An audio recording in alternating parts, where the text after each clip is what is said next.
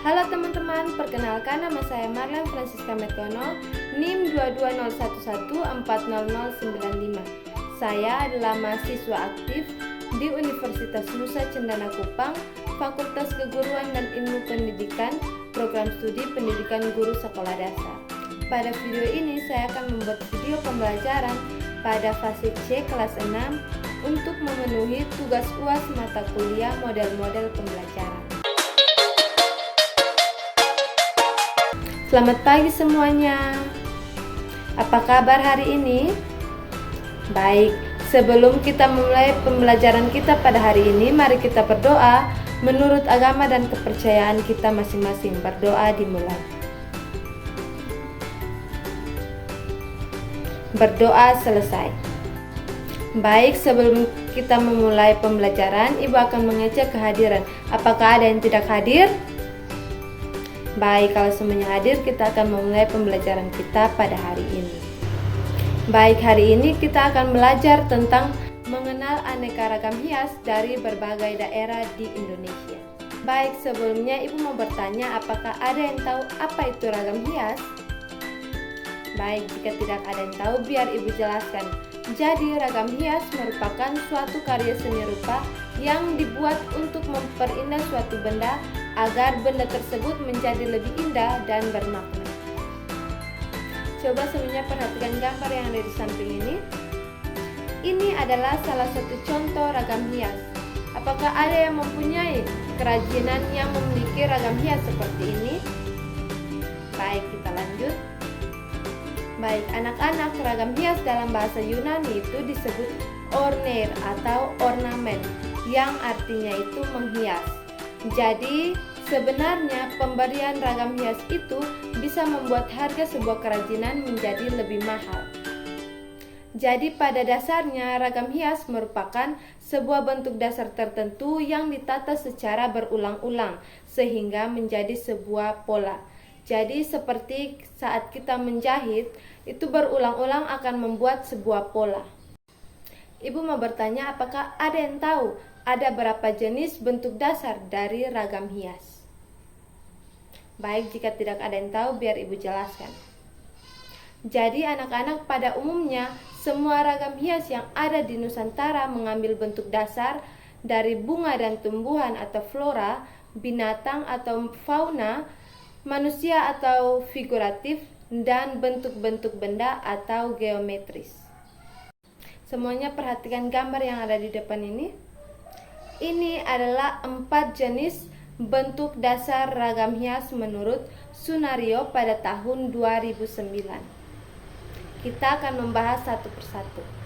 Baik, coba perhatikan gambar yang ini. Bentuknya seperti apa? Benar, bentuknya itu seperti bunga. Jadi ini adalah ragam hias flora. Ragam hias flora ini merupakan aneka hiasan dengan mengambil objek bentuk dasar alam tumbuhan. Jadi kalian bisa menampilkan ragam hias tumbuhan ini secara utuh atau hanya mengambil bagian-bagian tertentu saja. Semuanya itu tergantung pada kreativitas kita masing-masing. Baik, mungkin ada yang pernah melihat ragam hias seperti ini? Betul sekali. Ada yang terdapat pada keramik, ada yang terdapat pada batik, dan lain-lain. Jadi ragam hias dengan motif flora ini dapat kita jumpai dalam berbagai macam barang-barang seni seperti batik, ukiran, keramik, bordir, atau lain-lain. Baik, semuanya perhatikan pada gambar yang kedua ini. Bentuknya seperti apa? Benar, bentuknya itu seperti kupu-kupu. Jadi ini adalah ragam hias fauna. Ragam hias fauna ini merupakan ragam hias dengan objek bentuk dasar binatang.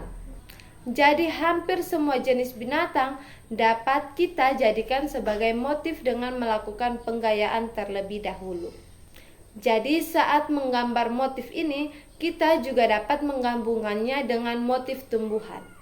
Baik anak-anak, motif ragam hias fauna ini di daerah tertentu dapat dijumpai pada hasil karya seni seperti batik, ukiran, sulaman, anyaman, tenun, dan kain bordir. Seperti ragam hias bentuk fauna ini dapat dijadikan sebagai sarana untuk memperkenalkan kearifan lokal daerah tertentu di Indonesia. Seperti bentuk burung cendrawasih di Papua, bentuk komodo di Nusa Tenggara Timur, dan bentuk gajah di Lampung. Yang ketiga itu ada ragam hias figuratif. Perhatikan gambar yang ada di depan ini. Ini adalah ragam hias figuratif. Jadi ragam hias figuratif itu menggunakan bentuk dasar manusia yang telah digayakan sehingga menjadi motif ragam hias yang indah. Jadi saat membuat ragam hias, figur manusia itu dapat digambar keseluruhan atau sebagian tubuh saja.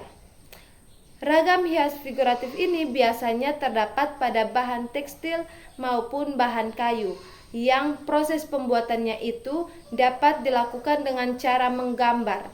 Contohnya itu seperti topeng dan secara utuh seperti bentuk-bentuk dalam pewayangan.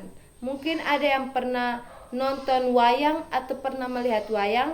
Ragam hias figuratif itu seperti itu. Yang keempat adalah ragam hias geometris. Coba semuanya perhatikan pada gambar yang ada di depan.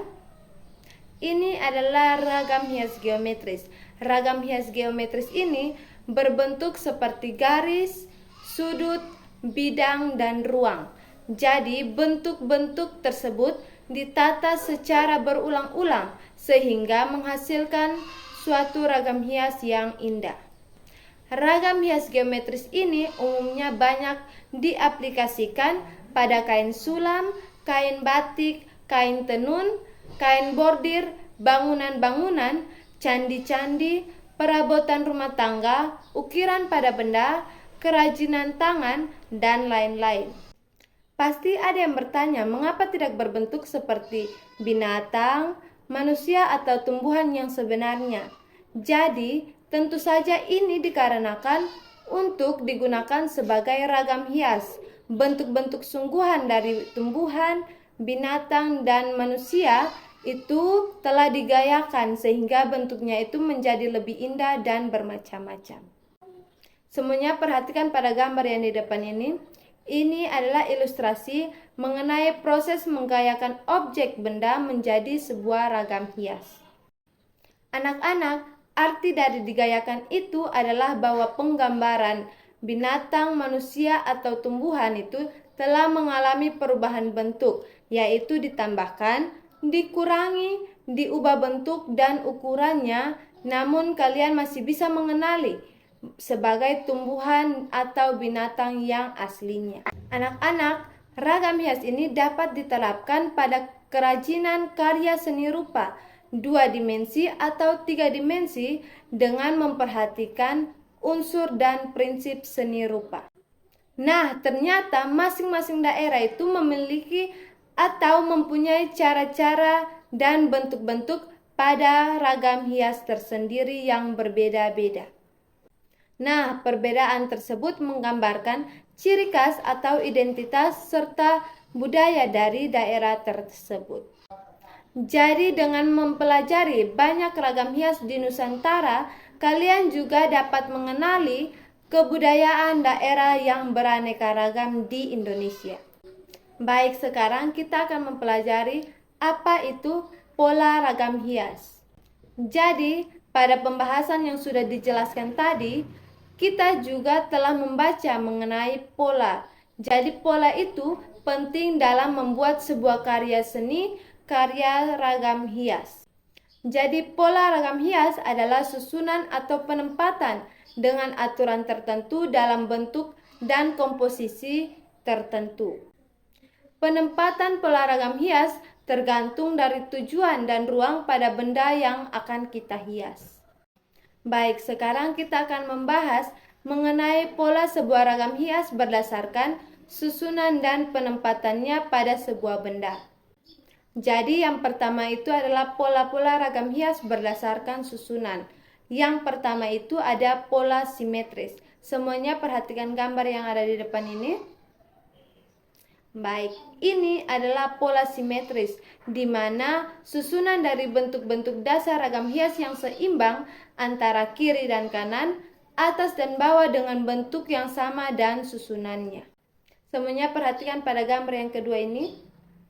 Ini adalah pola asimetris atau pola hiasan dengan susunan yang tidak seimbang. Jadi susunan dari bentuk-bentuk dasar ragam hias ini tidak seimbang, namun memiliki proporsi, komposisi, dan kesatuan yang harmonis dan tetap indah jika kita pandang. Baik, sekarang kita akan membahas tentang pola-pola ragam hias menurut penempatannya. Yang pertama itu pola ragam hias tepi. Semuanya perhatikan gambar yang ada.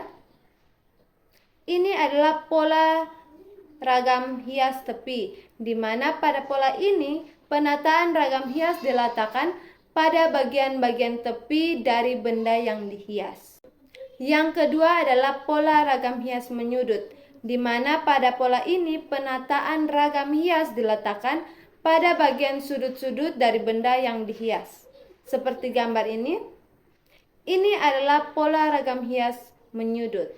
Baik, yang ketiga adalah pola ragam hias gabungan. Seperti gambar ini. Ini adalah pola ragam hias gabungan, di mana menggabungkan beberapa penempatan ragam hias dan memuaskan bentuk coraknya.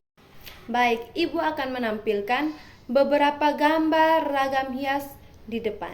Semuanya perhatikan.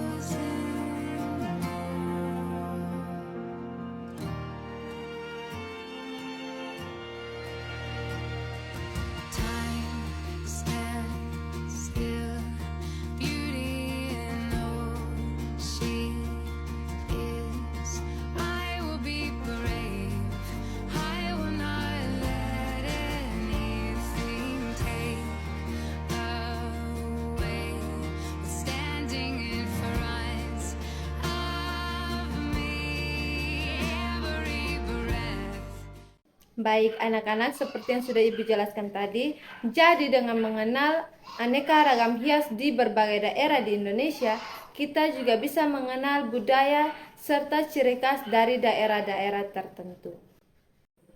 Jadi setelah ini kalian bisa berdiskusi dengan orang tua kalian tentang berbagai macam ragam hias yang ada di daerah-daerah di Indonesia.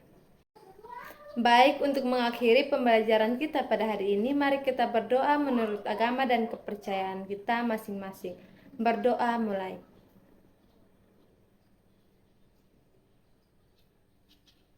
Berdoa selesai. Baik, sekian penjelasan dari saya. Sampai jumpa.